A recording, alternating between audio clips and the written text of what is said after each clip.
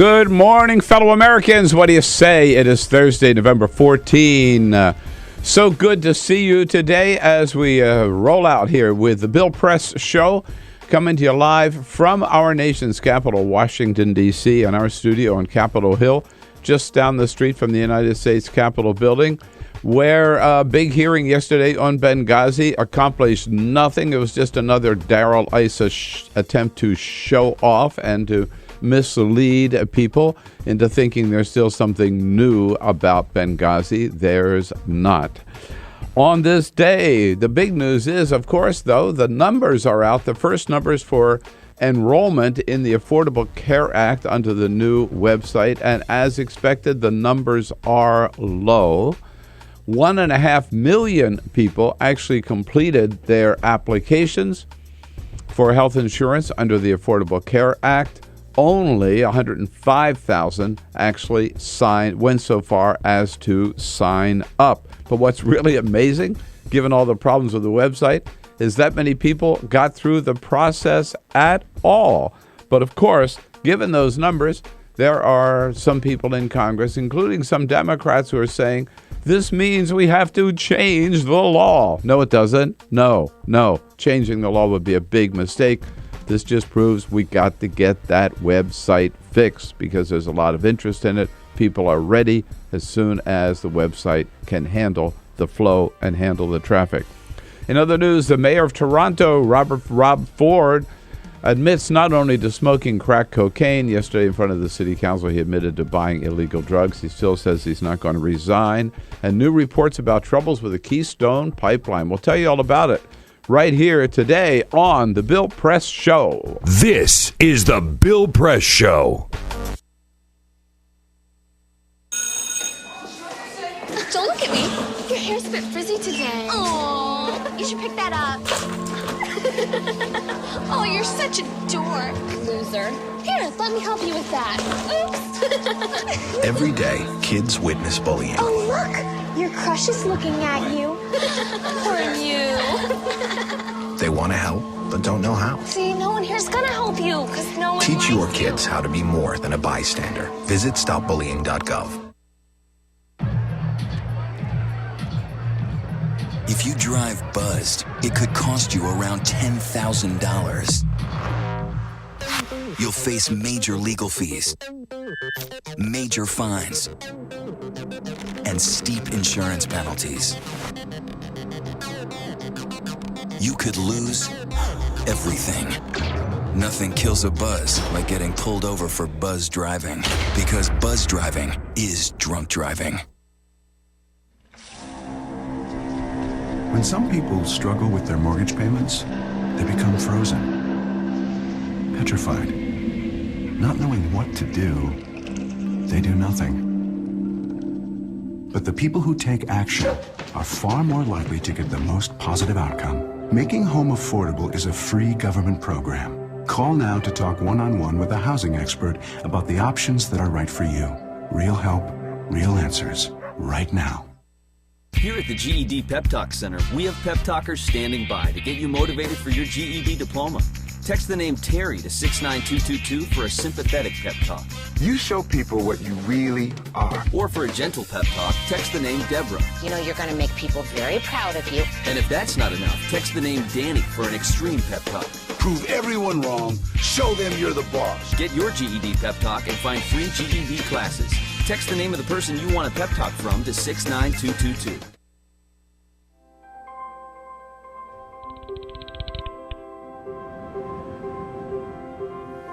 Did you see the world differently?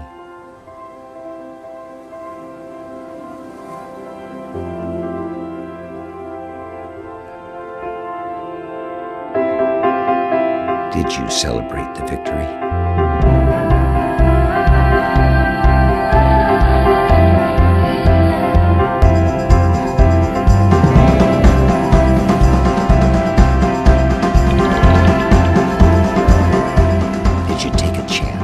So today, I state clearly and with conviction America's commitment to seek the peace and security of a world without nuclear weapons. Did you stand up against our greatest threat?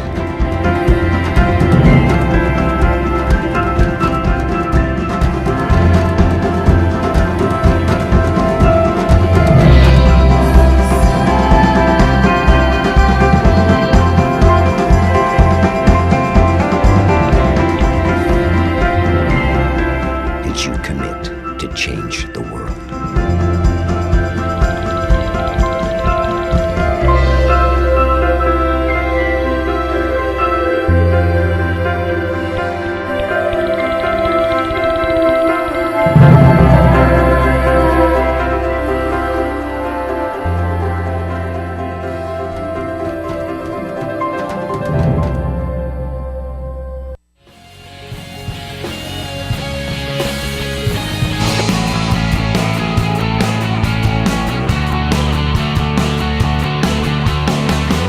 Broadcasting around the nation, on your radio, on your TV, and online. This is the Bill Press Show. The Affordable Care Act first report card is in. Not exactly an A+, but a passing grade. Hey, good morning, everybody. What do you say? Hello, hello, hello. And so good to see you this Thursday morning. Boom. Here we go. Thursday, November 14. It's your morning radio show, your morning progressive radio show, and your local progressive talk radio station, otherwise known as the Bill Press Show. Coming to you live all the way across this great land of ours from our studio on Capitol Hill in Washington, D.C. How about it? How about it? With a lot to talk about this morning, finally getting some numbers, some real numbers on the Affordable Care Act after all the problems with the website. Just one of the stories we'll be talking about this morning. It's so good to see you this morning. Remember, this is a two-way street here, the Bill Press Show. We tell you what's going. You tell us what it means to you. We save a seat at the table for you at any time about any of the topics of the day. Give us a call at 866-55-PRESS. Send us your comments on Twitter at BP Show and tell us what you think as a friend on Facebook.com/Bill Press Show. And this radio show can also be seen on television if you got a satellite dish, on DirecTV or the Dish Network, Free Speech TV. Check it out. Check it out. Say hello. And also you can screen us on your computer. Our video stream is out there at TawkrTV, TAWKRTV. Good folks at TawkrTV. It's a whole new program, and we're proud to be the launch, to be part of the launch of TawkrTV. YouTube.com/TawkrTV. Peter Ogburn leading the team this morning. Hey. Hello. How you doing? I'm doing great. Happy with, Thursday. Alicia Cruz there on the phones, sporting a very spiffy Carol Press scarf this morning. We might add. So getting into the spirit of the season. Alicia looks very good. Thank you. Very nice. Carol would be proud. And what's Cyprian Bolding wearing this morning? I forget now. Who's he wearing? Who's he wearing this morning? Yeah, we actually can't show Cyprian this morning. It's a little not safe for work. Oh, is that? Yeah. Yeah. I love that. Who are you wearing? Yeah, who are you wearing? How about it? Right. Oh, well, Rob Ford, the mayor of Toronto, he finally had his big showdown with the city council yesterday. And Rob Ford admitting, of course, as he did before, that he had smoked crack cocaine. Now he admitted yesterday, he added that he had actually gone to this crack house and bought illegal drugs. It just wasn't something somebody else had provided for him. But he still insists he ain't going nowhere. And I have one of the best attendance records ever. Yeah. I'll put my record against anyone else's. So I am not going anywhere, Counselor. Hey, Council, I'm here to stay. I'm not going anywhere. I'm not going anywhere. Yeah. Well, but how about, you're hanging out with gangbangers. I mean, aren't you a crook yourself? He says, no, I just had my picture taken with them. I had never met those three men in my life. They came out and asked me to take a picture with them, and that's the God-honest truth. I have never met those people. They're in court now. I'm not part of gangbangers. I do not support them. But when someone comes out and says, let's take a picture, I will take a picture. No, you don't.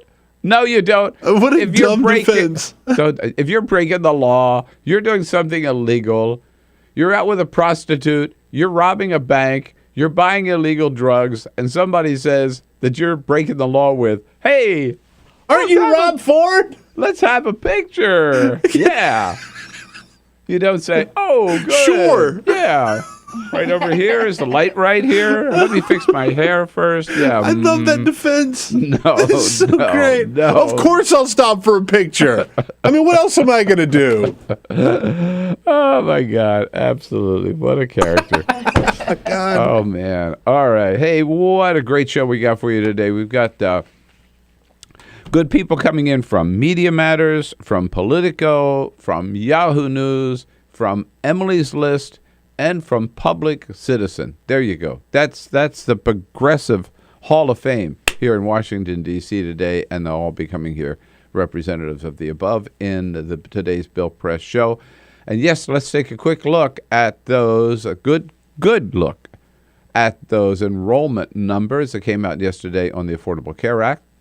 But first, this is the Full Court Press. Just a couple of other stories making news. This might explain the ear-biting incident. Former boxer Mike Tyson has a new tell-all book on the shelves, and he pulls no punches in the stories he spills about his life. One shocking revelation is that he got so carried away with drugs and alcohol that he fought some of his major fights while high on cocaine. Boxing has a strict drug policy, and they test their boxers often, so Mike Tyson avoided detection by getting a fake penis and filling it with clean urine, because when you take the test, someone watches you pee into a cup, and so that's how he was able to pass his tests. A fake penis? A fake penis filled with urine. What did he do with his real one? Hid it somewhere. I mean... It's something that can be done. The name of the book is The Undisputed Truth, and it's in bookstores now. What is his name, RuPaul? Yes, exactly. Yeah, I imagine there was some tape involved. And for people with too much money, a new Hollywood cocktail bar has concocted a new $500 drink that will leave you heavier in the waistline and skinnier in the wallet. The Powder Room is a swanky new cocktail palace in Hollywood that will be serving an alcoholic milkshake that will feature edible gold leaf, the finest Belgian chocolates, and a chunky Swarovski Nirvana Montana ring, which normally retails for about about $200. Is this a drink? It's a milkshake. It is a milkshake. But there's a ring in it? And there's a ring, sort of, it's served to you in the milkshake glass, and then a ring on the side. And then they charge you $500 for it. You did this story last week about a drink in New York where where you get a free ride in a Maserati. That was a $178 drink or something. So, yes. So this is $500. And you get a piece of jewelry to take home with you. I agree. Have a beer, you know? I agree with you. A glass of wine. I mean, come on. And you stay classy, America. Anchorman 2, The Legend of Ron Burgundy, opens in theaters next month. But visitors to the museum here in Washington, D.C. will get a look at the movie with a special exhibit that has some fun with TV newscasts from the 1970s, while also showcasing some of the props from the original movie. The exhibit focuses on how much TV news changed during the 1970s. It used to be sort of a primary anchor that delivered all of the news. And in the 70s, they created a sort of a team atmosphere of local news. It opens today at the museum right here in Washington. Yeah, I'll have to go down to see that. It looks like it's a lot of fun. Yeah, having worked a long time in local news in Los Angeles, sure. I could tell a lot of stories of my own. Might hit a little close to home. All right, yes, indeed, the numbers are out. People are demanding ever since the Affordable Care Act launched on October 1st. All right, how many people signed up? And the White House kept saying, just slow down. We're going to do what they did in Massachusetts. We're going to wait a month. Then we're going to tell you. They said it was going to come out the middle of the month. The numbers came out yesterday from the Secretary of Health and Human Services, Kathleen Sebelius. Here are how many who have actually signed up. As of this first period, 106,000 Americans have enrolled in qualified health plans through the marketplace. 106,000, she says. That is a small percentage, though, of those who actually have gone to the website. Healthcare.gov and state sites have received 26.8 million unique visitors. So 26.8 million people have gone to the state and the federal websites checking it out to see, what's this all about? What's this all about? A good number of those are reporters who wanted to see what this is all about. But millions and millions and millions of them, of course, are Americans, honestly curious because they've never had health insurance for their family in their life and they want to know. And the secretary points out there's still almost 1 million people who are in the process of shopping right now. Upwards of 975,000 customers have made it through the process of applying and getting an eligibility determination and are currently still shopping for a plan.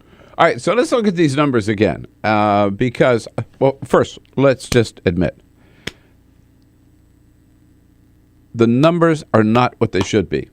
The numbers are not what we expected them to be, and you can't spin it any other way.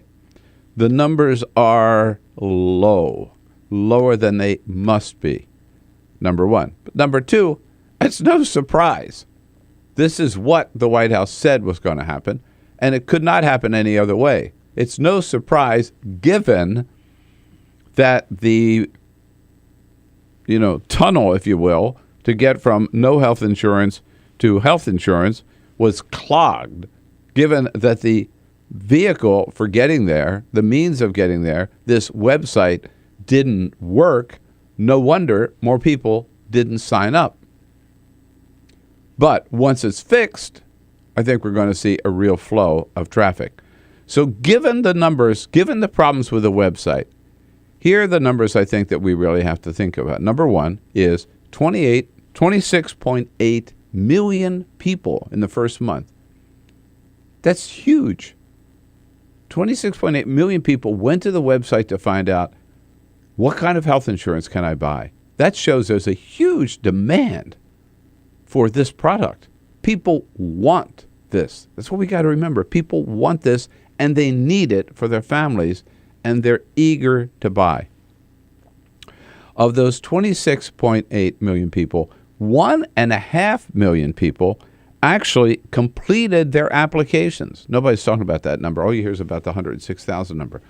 But I think it's just as significant. 1.5 million people completed their applications. Got all, despite the problems with the website, got all the way through the process, okay? Of those 1.5 million people, 1.1 million were declared eligible. They got through the process and they said, boom, you qualify for a federal subsidy to buy this health insurance. Of that number, 106,000 are said, sold, I'll buy it. Now, part of that is, again, people had a problem getting through the website. Another part of it is people said, okay, now I know what I can get, what I qualify for, what I can buy, what my subsidy is, but I don't have to do this until the first of the year, so I'm going to wait. So roughly 900,000 people said, I know what I can get, I'm ready to go, but I'm not going to sign up now. I'm just going to wait. I'll think about it and I'll come back. So these numbers, I think, while not good, are not as bad as they're painted to be. And when you look at, by the way, some states have done very, very well. California, some 35,000. New York, some 16,000. Washington State, some 7,000. Kentucky, we've been talking about the Kentucky model, about 5,000. The problem is, of course, that members of Congress, Republicans, of course, see this as another excuse to kill Obamacare, right? I mean, that's exactly what crazy Mitch McConnell said yesterday. Here's McConnell. Here's his reading of it. If they really want to fix Obamacare, they would join with us, repeal it, and start over. I mean, can you freaking believe it? Start over. I mean, come on, get serious, Mitch McConnell. And by the way, start over with what? Replace it with what? We've yet to hear one idea from the Republicans. And his tack is just as bad. Actually, John Boehner is worse. Because John Boehner yesterday, this shows that the Republicans don't have a clue about what to do, right? All they do is lash out at President Obama. So first of all, John Boehner says, oh, this is serious. We got to fix this. It's not about politics. These are about real people in our districts that are being harmed by Obamacare. It's time to fix this law. We got to fix it. We got to fix it, said Joe Biden. And then about 3 seconds later, talking to reporters, John Boehner shows just exactly how many ideas he has about how to fix it. When you look at Obamacare, frankly, I don't think there's a way to fix it. We got to fix it. There's no way to fix it. I mean, he doesn't have any idea. He doesn't know whether he's coming or gone on this thing. So too many people in Congress, including some Democrats, are saying, oh, my God, 106,000. This means we have to change the law. No, it doesn't. No, it doesn't. It means it's working. It's starting to work. What we have to do is not change the law. We have to fix the website. That's all. Fix the website. Once they get the website fixed, I think we will see people, millions of people signing up for the Affordable Care Act. So you tell me what it all means to you. But remember, let's put in perspective, 26.8 million visitors. Huge. 1.5 million completed their application. 1.1 million eligible. 106,000 actually bought the product. I think it's pretty good. 866-55-PRESS. Let's talk about it here on the Bill Press Show. And that's not just spin. That's the truth. This is the Bill Press Show.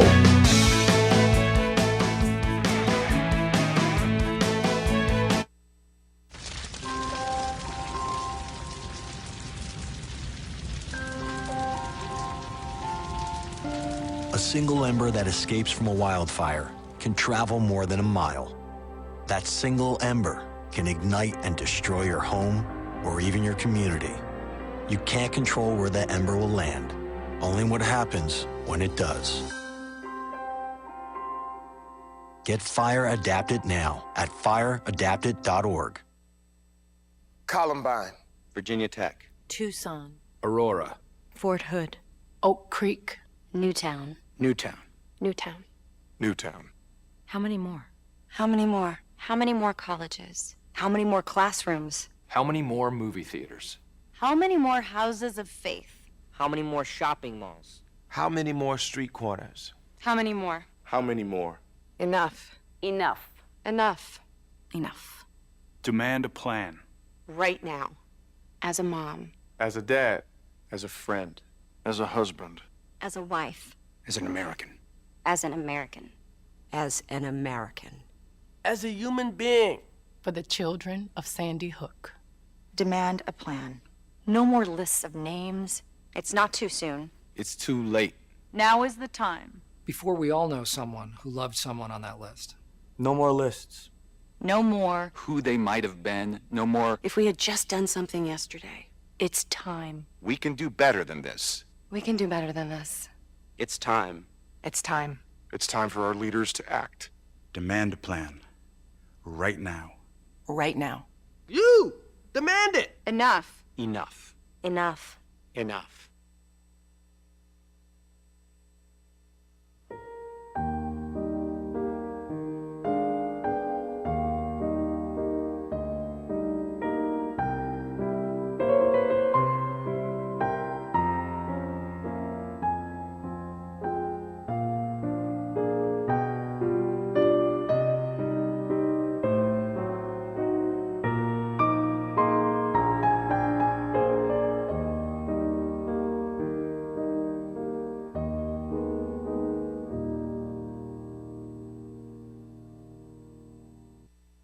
None of us would want to be told we can't marry the person we love. As Americans, we believe in freedom. That's what I fought for as a Marine, and that's what we believe in as Republicans. Freedom means freedom for everyone. I didn't used to understand the importance of same-sex marriage, but after learning my brother was gay, I wanted the same rights for him. He was the best man at my wedding, and I want to be the best man at his. It's only fair that Calvin should have the freedom to marry the person he loves, too. It's time for marriage.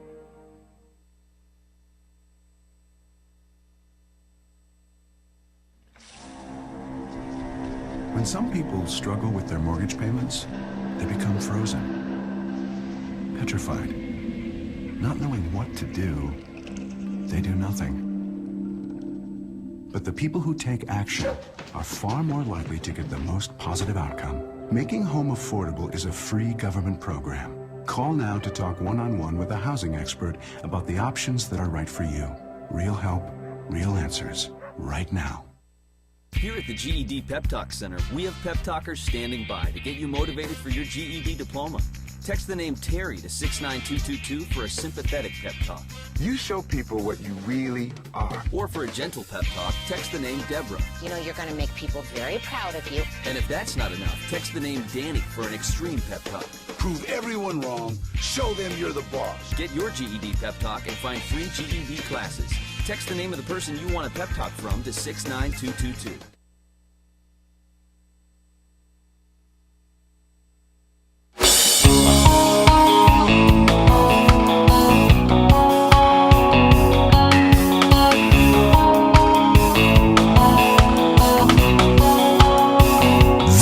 is the Bill Press Show. So the goal was to have 1 million people signed up in this first month. That's what they were hoping for. Fell far short of that, of course. I think the Huffington Post front page this morning says it all. Coming up short. Obamacare enrollment way behind. It's just a fact. You got to face it. But then also it says officials website getting better, faster. And as the website gets better, as people are able to get through it faster, more and more of those people who are out there shopping right now, 975,000 of them, or more and more of those people who have completed their applications, a total 1.5 million, will actually be signing up. So I think in the next month, you'll see that number get up to above 1 million. No need to panic, just a need, again, to fix the damn website. How about it? Sherry's out in Chicago. What do you say, Sherry? Good morning, Bill. I'm glad you said that word panic. Do not panic. Democrats running for re-election. Yeah. Don't do the same thing that the Republicans did. I'm for the Affordable Act. I've been unemployed out of full-time since 2008. Ooh. And I just went on Social Security, but I'm not 65 yet. So I qualify. I went through the system, but I did not go all the way through and lock myself in yet. So it is great. Let me just ask you. Settle down. Yeah, let me ask you this, Sherry. So why didn't you sign up yet? Oh, I wanted to try the system. I always take my time. I don't jump into anything. Lesson learned from a couple of incidents. But, it's there is for those guys, for those that didn't have insurance. Unbelievable. Yeah. Unbelievable in this country. So go forward, everybody, and don't panic, please. Sherry, well said. Good lesson. And I think, you're kind of a typical shopper in that you now you've looked around, you know what's out there, you know what you want, you know what it's going to cost. So you're going to let it stew for a while, think about it, then you go back and you're going to buy it. And we got a lot more calls coming up, and we'll get to those when we take a quick break here at 866-55-PRESS. But what the bottom line is? There are 106,000 American families that have health insurance today who never had it before because they could never afford it. That's a good thing. This is the Bill Press Show.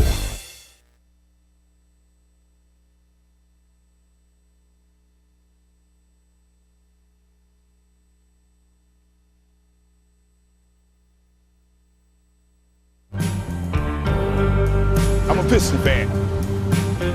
Their slogan was, "We come to work." That's what Detroit about.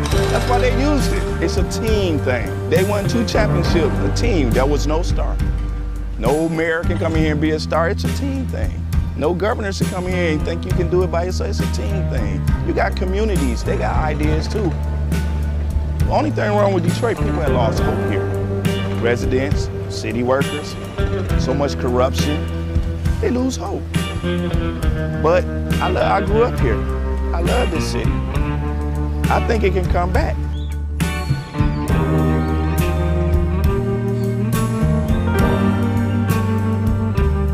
I've been working for the city 24 and a half years. Within the last 10 years, we took 4 pay cuts and then an additional 10% wage cut. I've lost a home.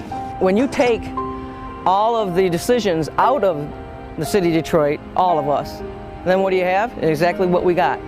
A lot of problems.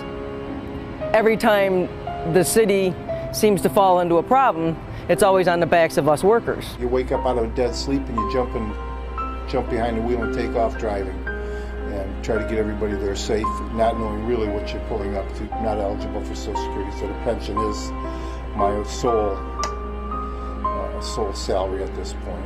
We've been in business here 39 years. We've seen a lot of changes in Detroit. The area was a lot of industry, a lot of city workers. It's getting very tough for the city workers. It's getting tough for us as a business people. Response times are increasing because of the closing of companies, which takes your insurance rate through the roof. So all the things that affect us affect the citizens.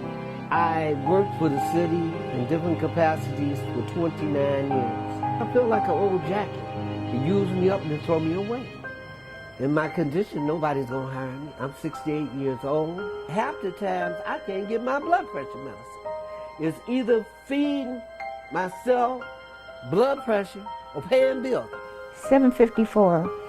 By the time they take all the deductions for I have my car insurance, my house insurance, and my health insurance taken out. So the time they take all that, I'll get about $300 after they take all that out. I don't understand it. I can't see how the governor is allowing this to happen and what they're doing and they want to blame it all on the seniors. Not only the seniors, but the city workers. And we worked hard. I know I worked hard. I've been in Detroit since 1946. I was 14 years old when I came in. I don't live large at all. I wish I could. I don't know when the last time I've been shopping. I only get $1,100. And I'm 81 years old, and I need every penny that I can get and that I do get. And I'm very, very upset about the idea of them taking away my pensions that I worked 30 years for. I think it's terrible that they talk about Detroit like they do, because Detroit has been very good to me. I have a lot of city workers coming in with their uniforms on, Detroit Water Department, Police Department, Fire Department. I get a lot of people, the Border Patrol come in. So if I lose that customer base, I'm going to be in a position where I might have to close down. If they take away their pensions, if they start cutting jobs, it's going to cut into a large percentage of not only our business, but other businesses that are in the city of Detroit. We're here. We've been here for 26 years. We're still trying to do business in the city. Detroiters are survivors. They tough. They adapt. But only can do so much when your politicians ahead of you and we're not on the same team. We're not going to let Detroit be erased, bulldozed, or whatever. We're going to fight to the bitter end. Detroit going to survive.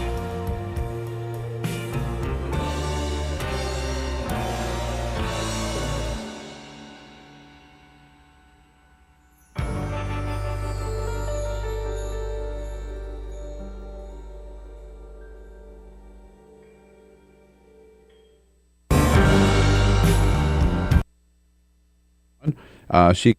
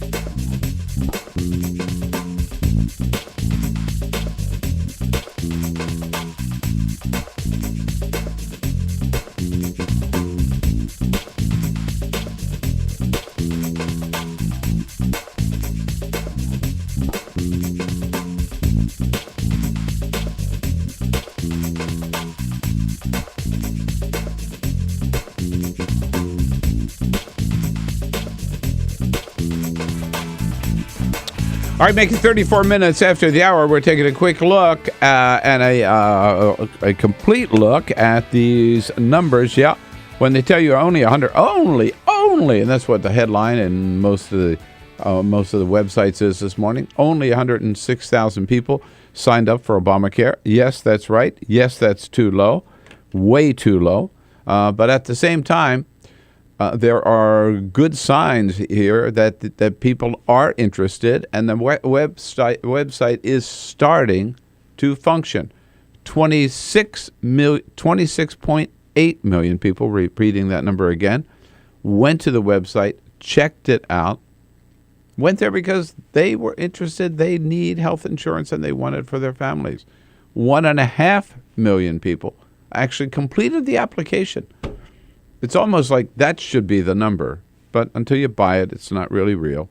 1.1 million completed their applications, 975,000 shopping, and then you get to the 106,000 have actually made the deal, put their money on the line.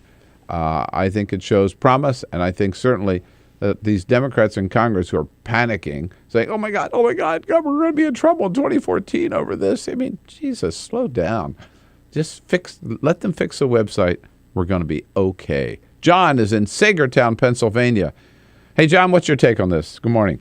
Hey, Bill, I've got some friends who have been looking into this ACA thing, and they're going to get it. The reason that they haven't signed up now is the holidays are coming, and they don't want to pay for something they're not even going to get until January. Yeah, makes sense to me, right? Yeah. And I think there are a lot of people that way. Sherry just called us from Chicago, basically said the same thing. She checked it out. She knows what she wants. She's identified her plan. But, when you don't have a lot of money to throw around, some people find that hard. You and I can identify with that, John, right? You just can't buy everything whenever you want it. Sometimes you got to wait until you got the cash, right? That's right. And we don't have gold-plated plans like the guys in Congress or make their money. So. Yeah, exactly. They get it all for nothing. Hey, John, appreciate that call. That's good. Good to hear about that. I'm sure there are millions of people like that. But again, bottom line is, even if it's only 106,000, those are 106,000 Americans, and it'll end up being, millions of Americans who never had health insurance before, who are depending on the emergency room, and just depending on the prayers that they or nobody in their family got a serious illness. Those people will have, and 106,000 of them today do have health insurance, good coverage under the Affordable Care Act that they could never get access to or afford ahead of time. Miley is out in Hayward, California. Miley, your turn. Good morning. Good morning, Bill. Hi. So I have a couple of questions and a statement. But my first question is, are those numbers actually, counting the people that have phoned in? And they also have paper. I think it counts. I believe it counts everything because, believe me, they didn't leave anything on the under the table, right? Yeah. So, now, normal people, they research. Things sure. Before they actually pay. So right. I think you said 26 million people have actually researched it. 26.8 million people have actually researched. That's right. So then I'm calling this a success. I'm just kind of calling this a success. Websites are not really designed for this kind of interactive traffic to begin with. And the fact that, what John said about holidays, and people want to shop around. But, the most important thing here is that we are making progress. We're making progress. So that was the point, I thought, of the whole exercise. Yeah, we are making progress. I don't want to totally sugarcoat it. The numbers should be higher. They expected the number to be higher. They wanted the number to be higher, but there's a good reason why it's not. And we all know what the reason is. It's a website. So without, pulling our hair out and these members of Congress saying, oh my God, we're going to lose our seat in 2014 because this number is so low. No, that's not. Just fix the website. Everything's going to be fine. If they get this website fixed by the end of the month, you know what? We won't even be talking about that. In fact, I was at an event last night with Joe Scarborough from MSNBC, conservative Republican Joe Scarborough, former member of Congress, and he was asked about the Affordable Care Act, and he said, yeah, there's a problem with the website, but he said, that's a short-term problem. He said, soon it'll all be over. So even Scarborough was not saying, oh, God, this is the end of the world. It's not the end of the world. Not at all. And again, not to overlook the fact that the number is not what it should be. It should be up about 1 million, but 106,000. It's amazing to me that 106,000 people, given the problems with the website, were able to get all the way through the process and sign up and buy it. Out in Anaheim, California, I was there last week. David. Hello, David. Good morning. Good morning, Bill. I know you're way too smart for this, but are you the next one in line for the press secretary's job?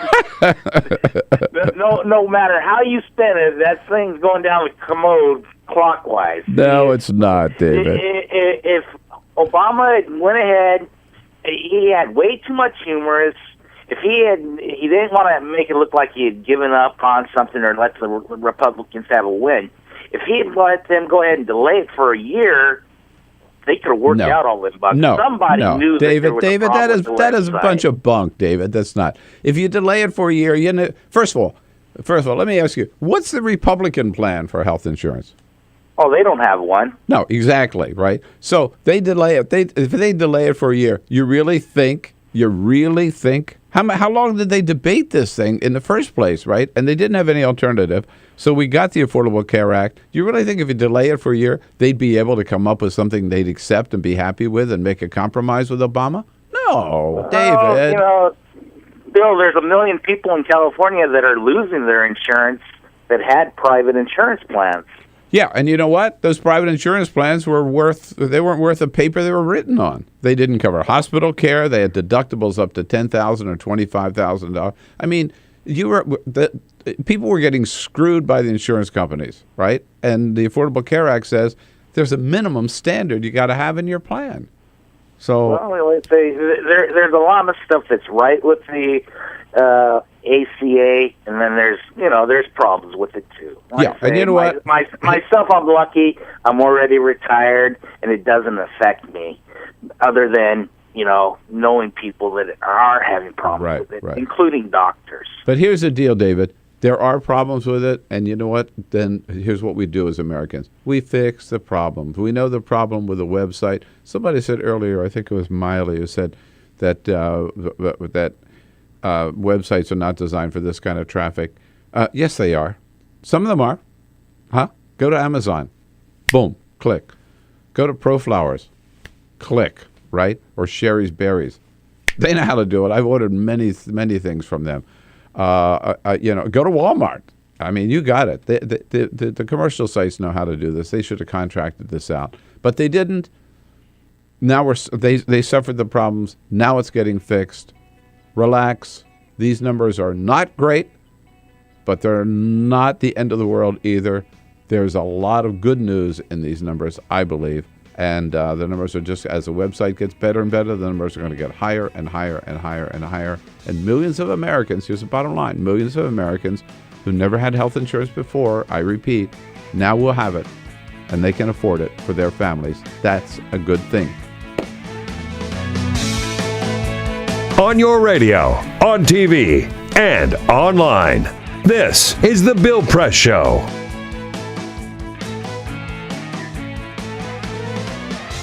This is my computer. This is your computer. Let's go on the internet. Let's go. Click it. Yes. Okay. I cursor in between the R and the E. Racing down, I want you to just push the period. She's gonna love me all over again. That's it. Jamaica, here you go. Here we go. Good job. Thank you. And I did it by myself. Feel smarter. So, I'm kind of new here, but I've noticed a trend. My human does this funny thing where she goes around and gets all my toys, and then she hides them in that basket by the door. But it's always the same basket, and it's always in the same place. And then she acts so surprised when I find them, but, she's putting them in the same basket. Again. It's like, hello? That's where you put it last time. You were the worst at hide and go seek.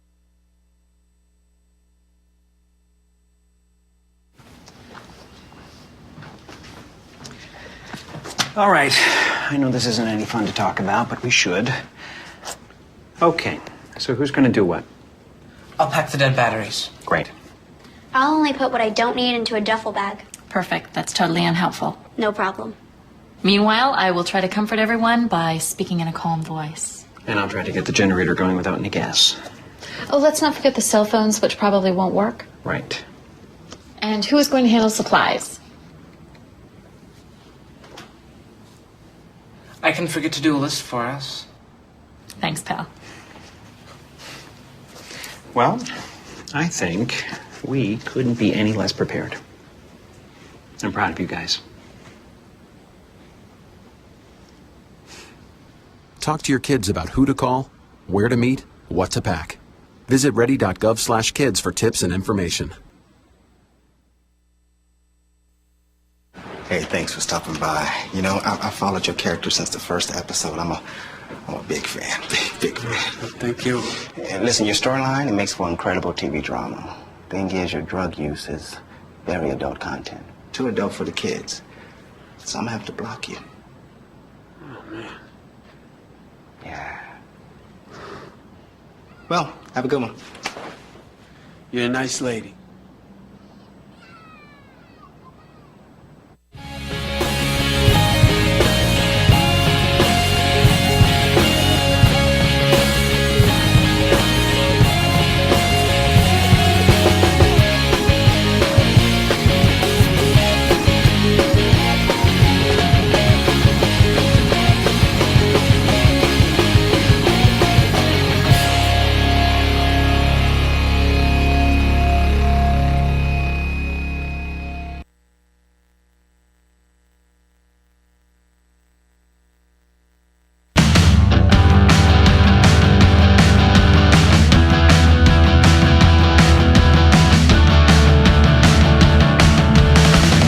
Seen on Free Speech TV and online on TawkrTV. This is the Bill Press Show.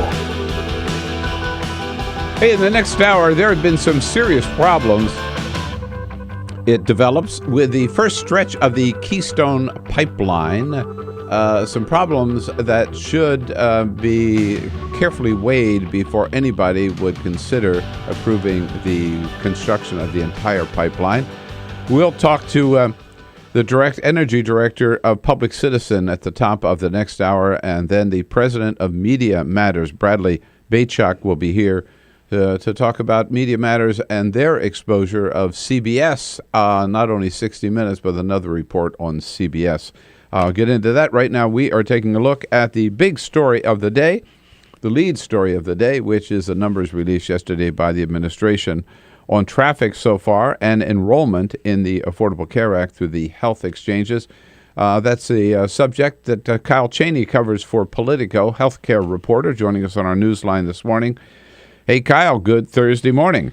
Good to be here, Bill. Thanks. All right, so the administration said don't expect great numbers to come out of this, and they were right, at least at that, right? They almost couldn't set expectations low enough. They were sort of racing to say don't expect anything remotely close to what we had hoped for, and like you said, they were almost as dead on as they could have been. 106,000 people total nationwide in the first month, and 3/4 of those came from the states that actually set up their own systems that were working much better than the federal one, where 36 states only saw about 26,000 signups or so. Right. That's a good point. I meant to mention that point earlier in the hour, that only one quarter of that 106,000 were from the federal exchange, which again underscores the problems that the website has. What do you make of Secretary Sebelius pointed out the traffic on the website, 26.8 million people, and the Post reports this morning that 1.5 million people actually completed their applications. Those numbers look pretty good. If there's a silver lining to the administration, it's that the numbers seem to have been depressed by the fact that people couldn't get all the way through the process before. So if that starts working and those 1.5 million people start picking plans, well, then you've got some serious traffic, and you're getting seriously close to their goal, which is 7 million by the end of March. So the numbers weren't all bad. So as bad as the actual enrollment number was, there was some parsing of the data you could do to say, okay, well, it's not necessarily a guarantee that it's going to flop over the long run. So, by the way, I've got to ask you about this March date. I thought you had to be in by the end of the year, and the stuff kicks in January 1. But you can still sign up as late as March. Exactly. If you want coverage on January 1st, you got to be signed up by December 15th. So that's a key date because people, especially people who are losing coverage, if they want to get into the exchange, they need it by December 15th. But you actually have until the end of March to sign up for any exchange plan. So if people want to take more time to review things, they can do that and not worry about a penalty or anything. If they don't sign up by the end of March, they could be penalized for it. They penalize and probably more significantly because the penalties in the first year are relatively modest. but probably more significantly, they couldn't sign up for an exchange plan for the rest of the year, at least till the next enrollment period. And so they really want people to make their choice by the end of March. What is the enforcement plan for that? I mean, let's say that I don't sign up for health insurance for my family. Who knows that I didn't? And what is there like? I'm curious. I never thought about this until just now. Is there a new police force as part of this act? It's going to go door to door or what? It's a good question, but I think it's supposed to all be taken care of through your taxes in 2015. You have to certify that you had insurance. The previous year, and which months you were insured versus uninsured, and they sort of iron that out and apportion any penalties or not, depending on that certification. Now, on this number, a question came up from one of our listeners earlier. The 106,000, does that include people through the website, through the phone, and through the mail? Yeah, that's a total number, and they didn't really break down what type of applications they received. There's actually a lot of data that was missing from these numbers too, like the number of young people who signed up, right? And the types of plans they were choosing. So there's still a lot we don't know, and that's one of the data points we're not really sure of. But you're right. They were encouraging people to sign up by these alternative methods because of the web problem. So it'll be interesting to find out. It'll be interesting to see how many actually still did the old-fashioned way of like mailing it in, and also how many bronze, how many silver, how many gold. The whole all that kind of breakdown of it. Exactly. But from your sources, again, we're talking with Kyle Cheney from Politico, Politico.com, who's healthcare reporter there. From your sources, what do you see any signs of progress on the website, and what are the prospects that they're actually going to get it fixed by the end of November? Yeah, it's funny. Just in my own personal interaction with it, because I tested it all the time. I actually made it through to the final stage of the process for the first time yesterday. Congratulations!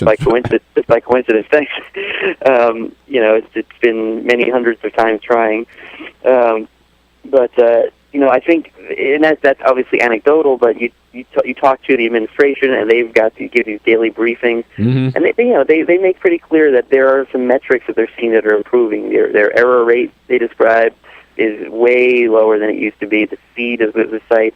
What's not clear is whether insurers on the back end that are receiving the data are getting the right information yet. And that's a huge step, because they're getting some inaccurate and faulty information, and have been. And if that part of the process isn't fixed, it doesn't matter how many people sign up, because the insurers may not be getting their correct information. Yeah. All right, so here we go. We know where we are so far, and we know what they've got to do by the end of November. Kyle Cheney. Hey, Kyle, great to have you with us this morning. Thank you. Thank you so much. Bill. All right. He is the healthcare reporter for Politico, the great Politico site, Politico.com. This is the Bill Press Show.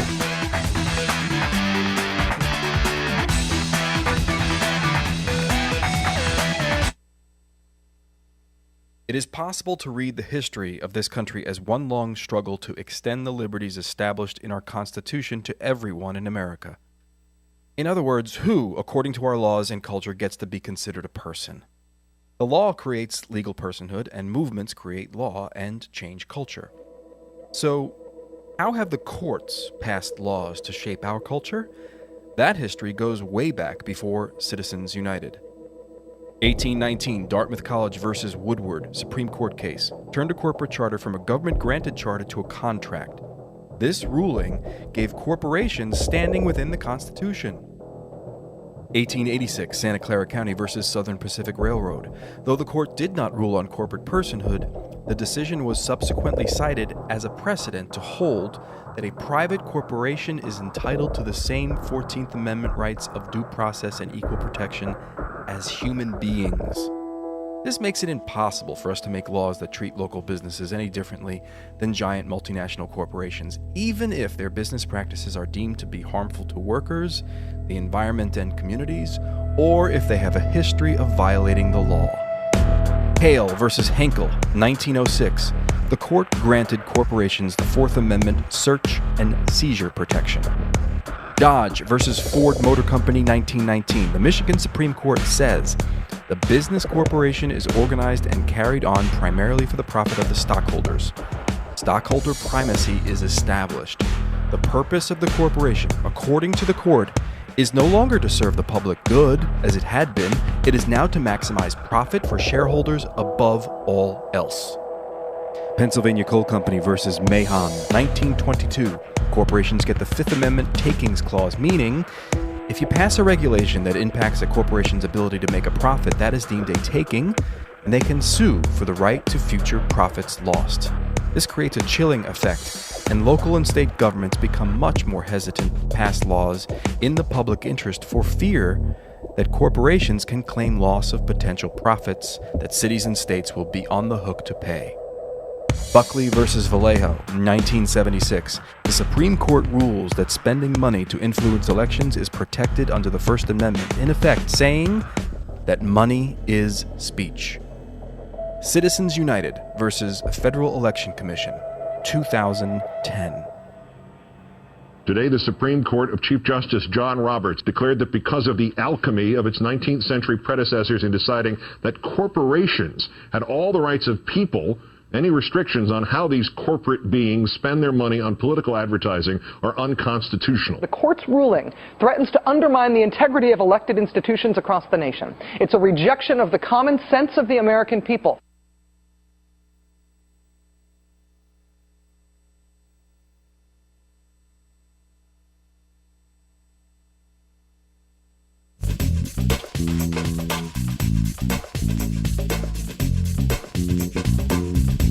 Twitter, follow us at BP Show, and tweet using the hashtag WatchingBP. This is the Bill Press Show.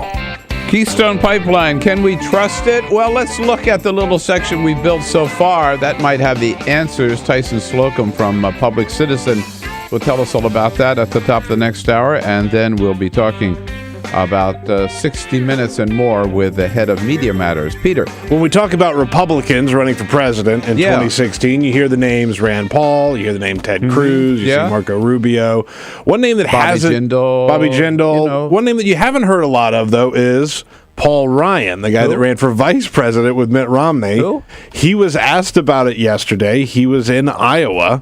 And they asked if he was going to run for president, and he said, quote, "I've decided I will consider this later.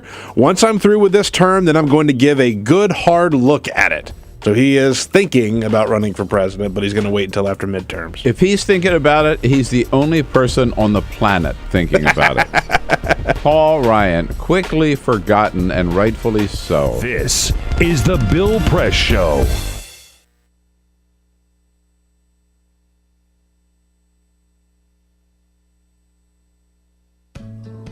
You wouldn't let money just blow out of your house. So when your AC or heater is on, make sure the doors, windows, and fireplace flue are shut tight. If you're headed out, turn down the AC or lower the heat by 10 degrees. And always keep your water heater set at 120. A little bit of common sense goes a long way. Get more great tips at energysaver.gov. So, I'm kind of new here, but I've noticed a trend. My human does this funny thing where she goes around and gets all my toys, and then she hides them in that basket by the door. You know, but it's always the same basket, and it's always in the same place. And then she acts so surprised when I find them, but, you know, she's putting them in the same basket. Again. It's like, hello? That's where you put it last time. You were the worst at hide and go seek.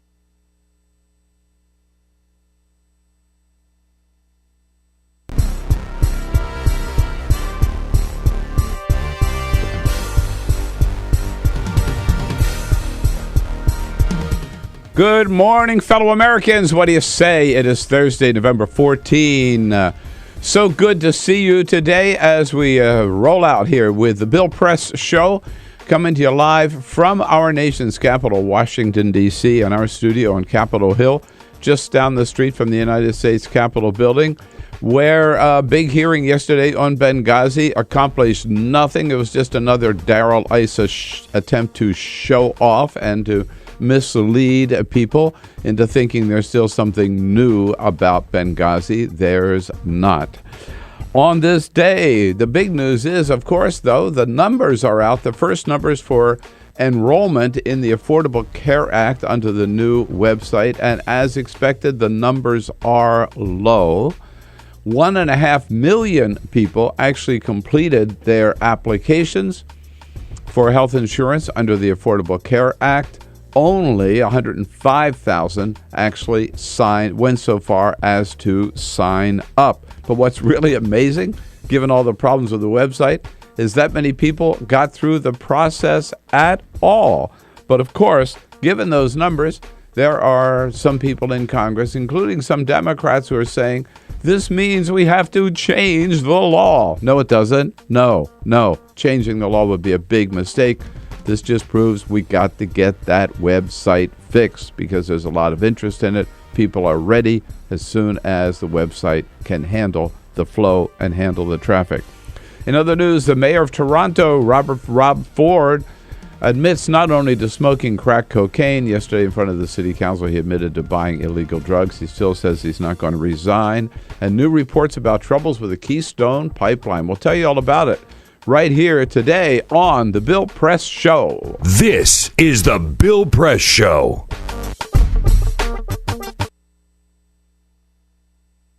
This is my computer. This is your computer. Let's go on the internet. Let's go. Click it. Yes. Okay. I cursor in between the R and the E. Racing down, I want you to discourse the period. She's gonna love me all over again.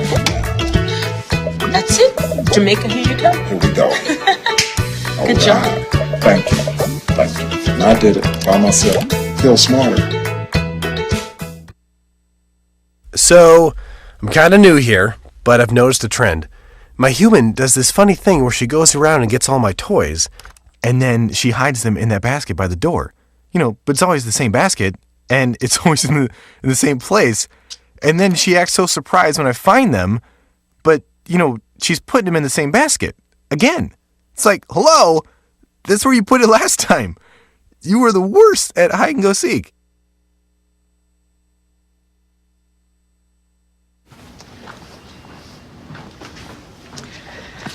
All right. I know this isn't any fun to talk about, but we should. Okay. So who's going to do what? I'll pack the dead batteries. Great. I'll only put what I don't need into a duffel bag. Perfect. That's totally unhelpful. No problem. Meanwhile, I will try to comfort everyone by speaking in a calm voice. And I'll try to get the generator going without any gas. Oh, let's not forget the cell phones, which probably won't work. Right. And who is going to handle supplies? I can forget to do a list for us. Thanks, pal. Well, I think we couldn't be any less prepared. I'm proud of you guys. Talk to your kids about who to call, where to meet, what to pack. Visit ready.gov/kids for tips and information. Hey, thanks for stopping by. I followed your character since the first episode. I'm a big fan. Big fan. Thank you. And listen, your storyline, it makes for incredible TV drama. Thing is, your drug use is very adult content. Too adult for the kids. So I'm gonna have to block you. Oh, man. Yeah. Well, have a good one. You're a nice lady.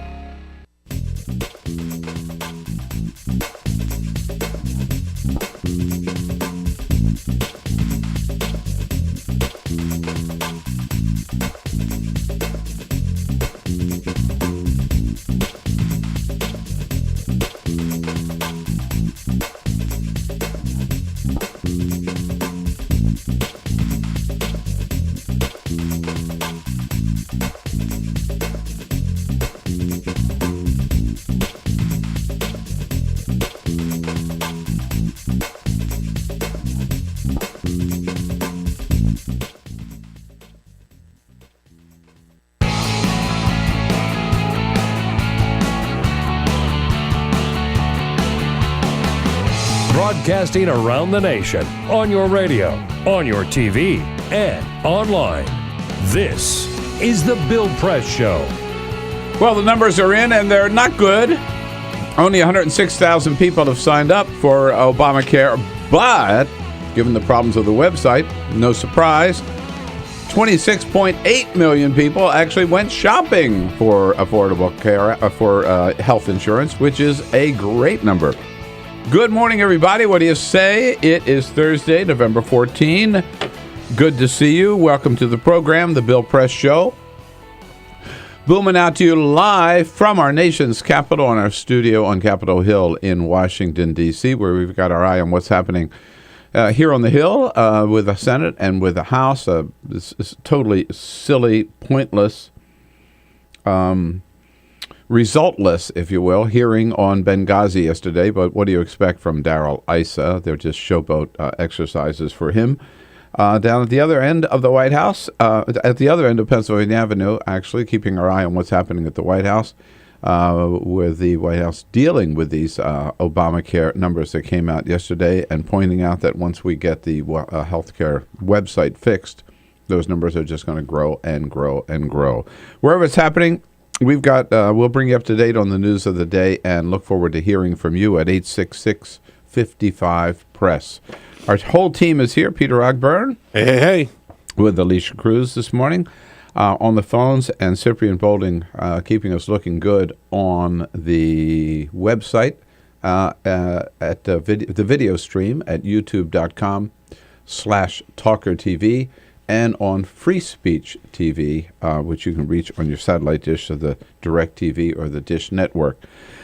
Speaking of the news, the other night I was watching CBS News, saw a fascinating report on problems that have developed with the first section of the Keystone Pipeline, thanks to the good scouting work and research work of Public Citizen. Tyson Slocum is the president of Public Citizen, or the Energy Program Director. The Energy Program. You just give me a promotion. I'm going to talk to my boss about a corresponding salary increase. Right. Thank you very much. I think you deserve to be president. This day has started off great. Thank you. The Energy Program Director for Public Citizen in studio with us this morning. Hey, Tyson, good to see you again. Welcome. Always great to be here, Bill. Welcome back. Before we get to that big, important topic, the tribal nation leaders are meeting here in Washington, D.C. President Obama met with some of the White House and went over and spoke to their entire conference at the Interior Department the other day. And yesterday, after their meeting, reporters gathered around some of the tribal leaders and wanted their take on the name of Washington's football team, which will go unnamed on this program, and whether or not it ought to be changed.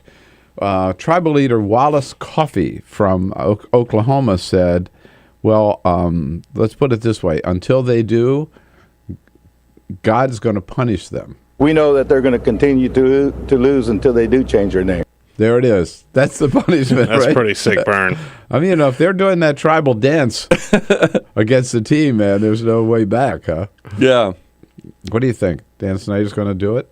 I don't know. I'm a New England Patriots fan. Is that right? I've lived in D.C. a long time, but ever since Daniel Snyder's been the owner, I really don't like the team very much. Even longtime fans stopped liking the team after Dan Snyder took over. Yeah. He probably is the most hated man in Washington, D.C., isn't he? He's a terrible owner. Yeah, right. Republicans and Democrats. You mentioned Dan Snyder. We could all agree on something. That's fantastic. Isn't that great? Exactly. So Tyson Slocum here to tell us about the latest with Keystone Pipeline. And then at the half, we'll be joined by Bradley Beychok, who is the relatively new president of Media Matters, all about the problems CBS News is having these days. And in the next hour, from Emily's List and Yahoo News. So we got a lot coming up here. Let's get right to it. But first, this is the Full Court Press. Big stories of the day. Yes, indeed. Just a few other stories making news. Black Friday makes way for Black Thursday. I know. The holiday shopping season will kick off earlier than ever this year, as Walmart has announced they are going to be open at 6 p.m. on Thanksgiving Day. Personally, I have never been sober enough to go shopping at 6 o'clock on Thanksgiving Day, but some people will brave the crowd and they will score some sweet deals. Some of the deals they announced is they're letting an iPad go for a $100 discount Plus, they'll give you a $100 Walmart shopping card on top of that. You could buy TVs at a $300 discount, and each hour they're going to be unveiling new deals. So basically, if you want to go to Walmart, you're just camping out all night. It's going to be a stampede. I think it will. But you know what? So, because my sister does this. She's out there at 3 o'clock. Used to be 3 o'clock a.m. Friday morning, Black Friday, right? Well, now that the stores would open maybe at 5 or something, I don't know. But now that they're going to open at 6 o'clock on Thursday afternoon on Thanksgiving Day, what people are going to spend all day Thanksgiving camped out, right? At Toys R Us or Walmart or in like the last 6 years, it went from opening at 6 a.m. to 5 a.m. to midnight to Thanksgiving Day, and now it just gets earlier and earlier on Thanksgiving to where we're going to start shopping like Thanksgiving morning now. The only thing I ask is that someone please show up with a high-quality video camera, because all of these shaky cell phone shots that end up on YouTube, they're terrible. So that's my only Thanksgiving ask. I'll shop online, I think. Exactly. Here's a weird turn in a story about a weird man. Comedian Andy Kaufman died in 1984 at the age of 35. Or did he? The comic, known for his outlandish pranks, succumbed to lung cancer, but at a recent dinner honoring his achievements, his brother, Michael Kaufman, took to the stage and claimed that his brother is alive and well and raising a family. He said that he needed to, quote, get away from being Andy Kaufman. Not only that, he brought a young woman on stage and introduced her as Andy's daughter. Friends of Andy Kaufman have all come out and said they witnessed him in the final stages of cancer, and there's no way he was making that up. So this could just be a prank from the grave from Andy Kaufman. You know what? It's a great prank, though. Yeah. It is. Yeah. Here we are talking about him. Well, Elvis is still alive. We know that. That's right. And Elvis didn't do no drugs. No. And will the Mile High City welcome Republicans in 2016? Oh, God. That's what they're hoping for. Denver is putting together a bid to try to lure Republicans to their city for the 2016 Republican National Convention. You'll remember Democrats held their convention there in 2008. We were there. We were there when Barack Obama accepted the nomination at Mile High Stadium. That convention brought the city $200 million in revenue. So now Denver joins Kansas City and Las Vegas as cities bidding to try and bring Republicans to their town. This is 2016? 2016. I bet they go to Kansas City. I would imagine they go to Kansas City. I'm hoping Vegas. I do, too. I'm hoping. Well, the hookers in Vegas are hoping Vegas, too, okay? They might as well go to Vegas because it's going to be a roll of the dice for them in 2016. There you go. All right. So, Tyson, thank you for the good work on the Keystone Pipeline. And obviously, CBS was impressed with your work because they took your report and put it right on the news. So tell us, first of all, what section of the Keystone Pipeline has already been built? The first section, right? Yeah, so this is the southern leg that runs through Texas. Okay. And it's already been buried under the ground, and we started to get reports. We've got a Texas office in Austin, and we started to get calls from landowners saying, TransCanada is coming back, and they're digging up the pipeline after they buried it. But this only went in, about a year ago? That's right. And so we started to do an investigation and found 125 separate instances where TransCanada had buried the pipeline and then redug it back up and started to remove sections of the pipe. No, 125? So this is very significant. I mean, usually when you're burying a pipeline, you're burying it down there for good. Maybe revisit it in 20, 30 years. Right. This illustrates some serious problems in TransCanada's operations, and so we've called for a halt to the rest of the construction work and the permitting process on the southern and on the application for the northern portion until we have a full investigation into TransCanada's practices and procedures. And the northern portion is the one that would go all the way across, 16 states? Right, yeah. So from Alberta down to Texas. And so, again, this pipeline is designed to carry tar sands crude oil that is mined in Alberta, Canada, and bring it down to the Gulf Coast, where refiners will most likely turn that crude oil into gasoline, diesel designed for export out of the United States. The existing pipeline in Texas, is it carrying anything in it right now, or is it just there to carry the sludge or tar sands? It has not yet been operational, but it would be taking some of this oil from Cushing, Oklahoma. Right. Oh, I see. Okay. Well, that's interesting. So if it's not even yet operational and they're already having problems with it, what kind of problems? There are improper welds. There's dents in the pipe. There's all sorts of significant imperfections that would increase the likelihood of a spill. How do they discover these? We're not sure. We just know that TransCanada has been, digging up pipe that it just recently buried. So that's a problem. And as I recall from the report that you mentioned dents in the pipeline, that there are areas where there are like big rocks in the soil or something, and they didn't remove the rocks or get them out of the way. They just put the pipeline on top of the rocks. Duh. Right. Yeah. No. So this just raises some serious operational concerns. We've been seeing an increased number in pipeline accidents. There was a pipeline operated by Exxon, the Pegasus line in Arkansas. There was the Kalamazoo leak in Michigan. There was the Yellowstone leak up in Montana, and actually one of TransCanada's natural gas pipelines in Alberta just sprang a leak last month. So we're seeing a lot of problems, and we don't have adequate independent oversight over the increasing array of pipelines that are under our communities. All right. Now, this northern end of the pipeline is still under review at the State Department. The recommendation has still not gone to the White House. Are you able to get this information to the people who are looking at the northern end to say, hey, wait a minute, if we got these problems with this little bit that's already underground, what can you expect for this massive? Yeah, we're going to share this with the State Department. The State Department, it's weird that the State Department is looking at a pipeline, but it's only because it's crossing an international border, Canada and the United States. And so they have to do it in an environmental impact statement.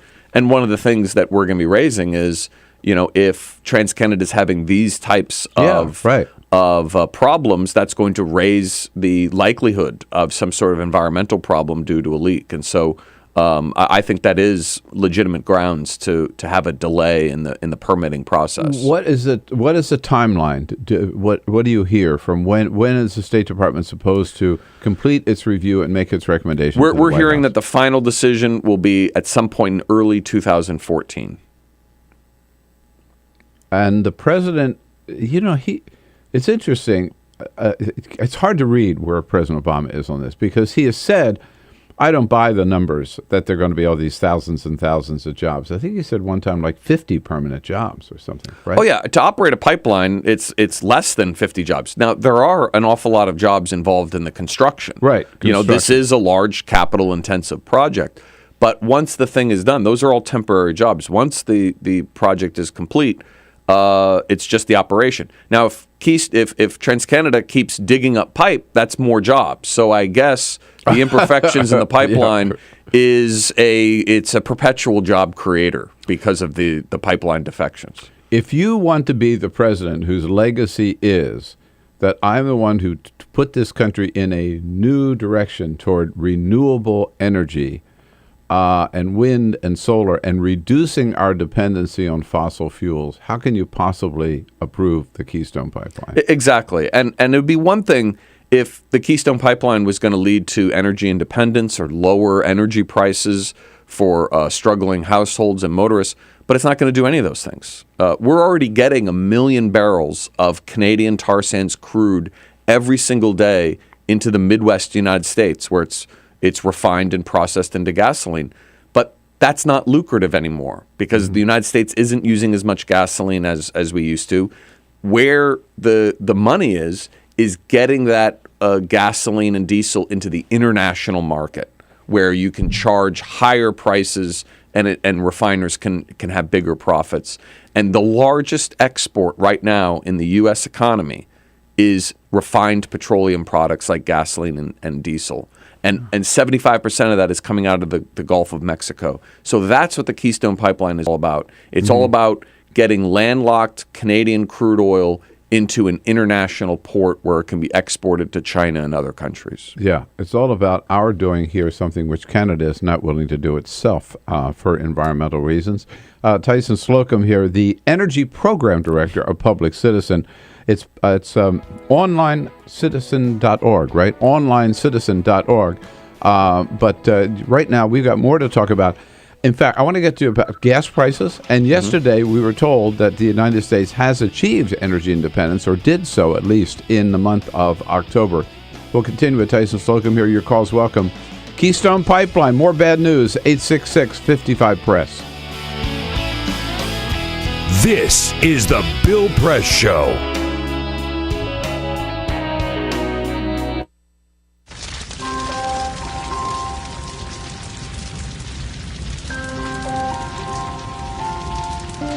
A single ember that escapes from a wildfire can travel more than a mile. That single ember can ignite and destroy your home or even your community. You can't control where that ember will land, only what happens when it does. Get fire adapted now at fireadapted.org. Columbine, Virginia Tech, Tucson, Aurora, Fort Hood, Oak Creek, Newtown. Newtown, Newtown. Newtown. How many more? How many more? How many more colleges? How many more classrooms? How many more movie theaters? How many more houses of faith? How many more shopping malls? How many more street corners? How many more? How many more? Enough. Enough. Enough. Enough. Demand a plan. Right now. As a mom. As a dad. As a friend. As a husband. As a wife. As an American. As an American. As an American. As a human being. For the children of Sandy Hook. Demand a plan. No more lists of names. It's not too soon. It's too late. Now is the time. Before we all know someone who loved someone on that list. No more lists. No more. Who they might have been. No more. If we had just done something yesterday. It's time. We can do better than this. We can do better than this. It's time. It's time. It's time for our leaders to act. Demand a plan. Right now. Right now. You! Demand it! Enough. Enough. Enough. Enough.